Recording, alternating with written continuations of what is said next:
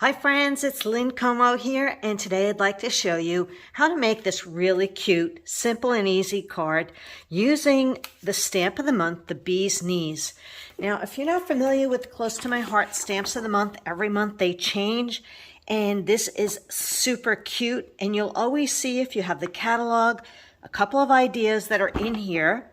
And it also gives you the color chart of what colors they used in these ideas, as well as the different blocks that you would need in order to stamp these. So when you purchase $50 on my website, you can get this stamp set for only $5. It's a $20 value, but my VIPs, when they purchase $50, they get this stamp set for free. It is super. These beautiful stamps already come in a great sleeve to keep them safe and organized for you, and it always has caring for your stamps on the card as well. But aren't they really nice? Really nice size. All right, when you have your stamps, the one thing you always want to do when you first get started, put it on a block and rub them against your skin. Test them a little bit on scrap paper to make sure that your stamps are broken in, especially a bigger stamp like these. So you always want to check it out first. But what I love about it is it just has some really great sentiments. So you can use it for card making, which I have here. You can also use it for scrapbooking, which is a really nice way to capture a really fun design.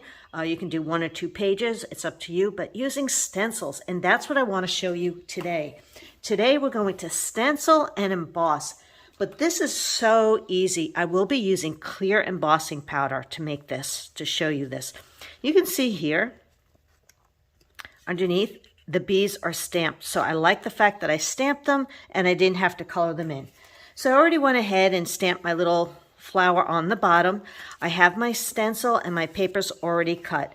Now, a lot of you already own the stencil, but if not, check your stash. We've done different kinds of honeycomb stencils in the past. If you have a Cricut, you could make your own, but I really am going to enjoy just using this one. I'm going to be using oxide mustard seed ink today as well. And let's just tell you about the sizes. I already had some black cardstock cut into 4x4s, which is going to fit perfectly. So that's a 4x4. I only want a smidgen of it showing. So my white daisy and vellum, okay, are cut at 3 7/8. 3 7/8. If you want to do it, if you can't find your 7/8, then do 3 3/4. All right, and that's all I need to do there. And then another piece of scrap of black cardstock, a 1/2 inch wide by 4 1/4, and that's all the paper that we're going to need. So there's no pattern paper on here. This one right here, I am actually going to stamp my bee in black ink, or you could use black intense.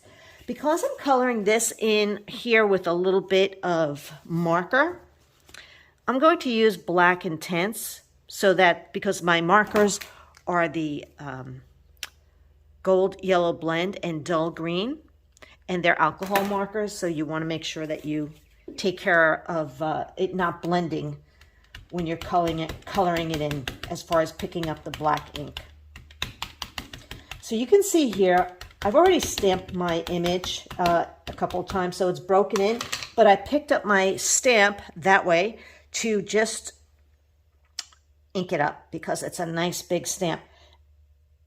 Firm pressure up and down, and I'm not going to worry about my little missing piece right there.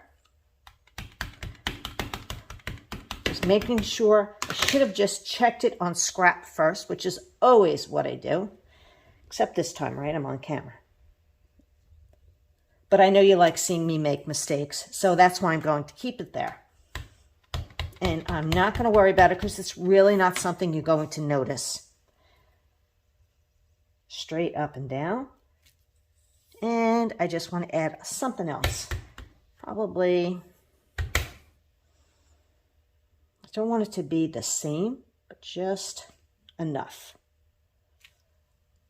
Oh, missed my little edge there.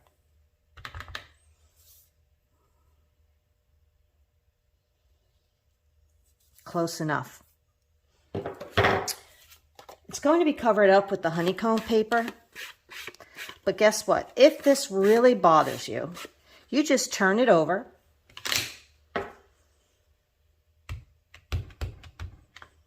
And you start stamping it again. Okay, so that's another thing that you can do when people want to know, well, how do you fix your mistakes? If you turn it over, you're good to go. I'm going to glue this right now to my black so that you can see it's just got a 3 7/8. It just has a little bit of an edge.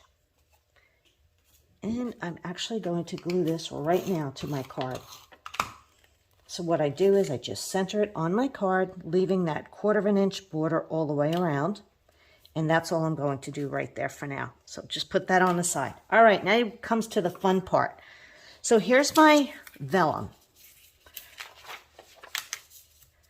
And here's my stencil. So what's cool about it is it covers up the whole piece. We can probably use a little bit of masking tape to hold it in place. But you know what? I'm going to just put a little bit of glue in the center to hold it on my piece of paper, to hold that vellum down. And then this will just help hold my stencil in place. And here is all you need to do.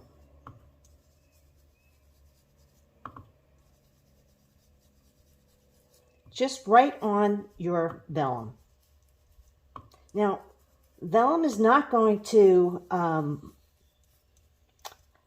the ink is not going to dry on this vellum unless you use a heat tool, which I'm going to do, but I want to show you how I embossed. Now, while it's still wet, I'm going to pour this over it. This is your clear embossing powder. And I'm being very generous, as you can see. And if you have tweezers, that'll work great.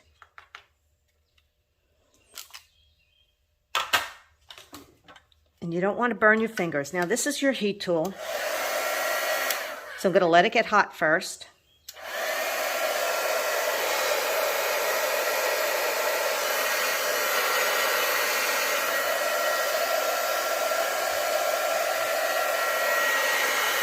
And you're going to see the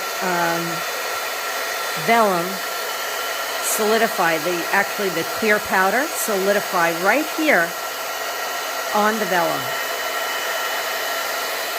This is such a great technique to do with any kind of texture stamps that you have.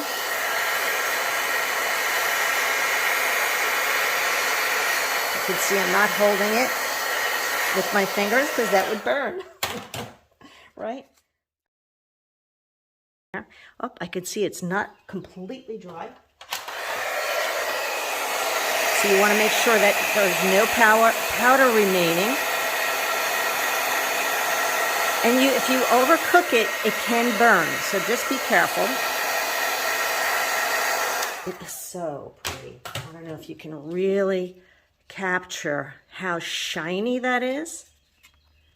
Right? So getting back to the card, I am going to put a little bit of glue right in the middle and glue this right on top.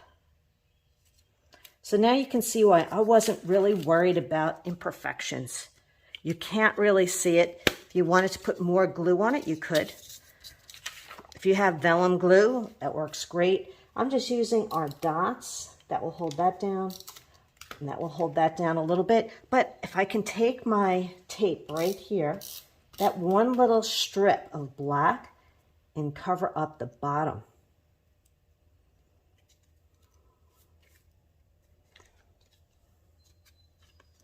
And then tack that down on each side.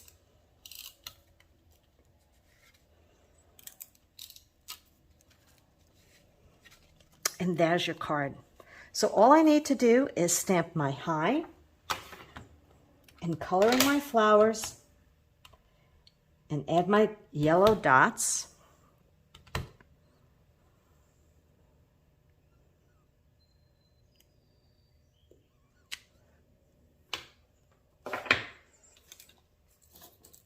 Love having dots in the different colors and sizes.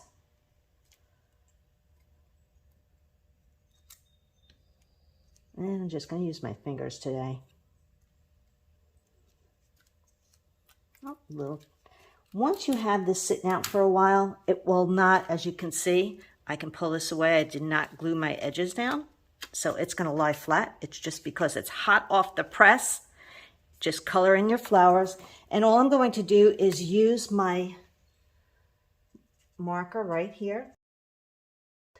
A tip would be, if you're using black ink, the intense black ink, to stamp it ahead of time and just let it dry a little bit so that you can definitely use those markers to color it in. And that's it.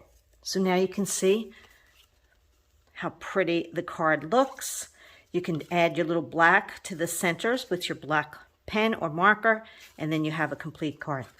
If you like this process, comment below. I will be picking a lucky winner to, and I'll mail this card out to you. So you have it and you can use it as a reference. So thanks so much for watching, and I hope you enjoyed this video.